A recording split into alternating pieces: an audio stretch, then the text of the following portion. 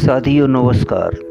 कृष्ण कहते हैं इतिहास और पुराणों की गवाही कथाओं में ऐसे बहुत से प्रसंग आते हैं जिनसे ज्ञानी सिद्ध महापुरुषों के अंतःकरण में भी काम क्रोध आदि दुर्गुणों का प्रादुर्भाव और इंद्रियों द्वारा उनके अनुसार क्रियाओं का होना सिद्ध होता है।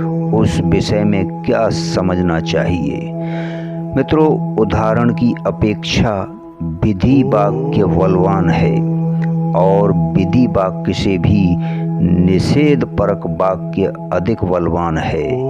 इसके सिवा इतिहास पुराणों की कथाओं में जो उदाहरण मिलते हैं उनका रहस्य ठीक ठीक समझ में आना कठिन भी है। इसलिए यही मानना उचित है कि यदि किसी के अंतःकरण में सचमुच काम क्रोध आदि दुर्गुणों का प्रादुर्भाव हुआ हो, उस और उनके अनुसार क्रिया हुई हो, तब तो वह भगवत प्राप्त ज्ञानी महात्मा ही नहीं है।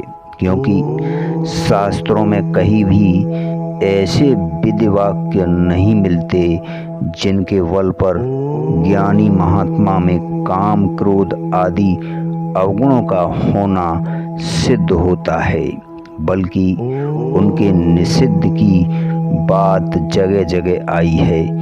गीता में भी जहाँ जहाँ महापुरुषों के लक्षण बतलाए गए हैं उनमें राग द्वेष और काम क्रोध आदि दुर्गुणों और दुराचारों का सर्वथा अभाव दिखलाया गया है।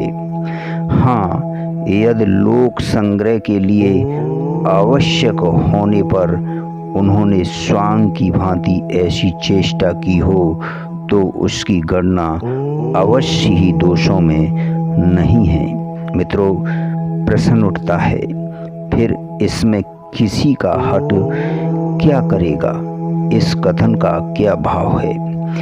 मित्रों, इससे यह भाव दिखलाया है कि कोई भी मनुष्य हठपूर्वक क्षण मात्र भी कर्म किए बिना नहीं रह सकता।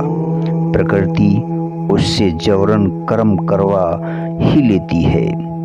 मनुष्य को विहित कर्मों का त्याग करके कर्म बंधन से छूटने का आग्रह न रखकर स्वभाव नियत कर्म करते हुए ही कर्म बंधन से छूटने का उपाय करना चाहिए। उसी में मनुष्य सफल हो सकता है। विहित कर्मों के त्याग से तो वह स्वेच्छाचारी होकर उल्टा पहले से भी अधिक कर्म बंधन में जकड़ा जा सकता है और उसका पतन हो जाता है। धन्यवाद, शुक्रिया।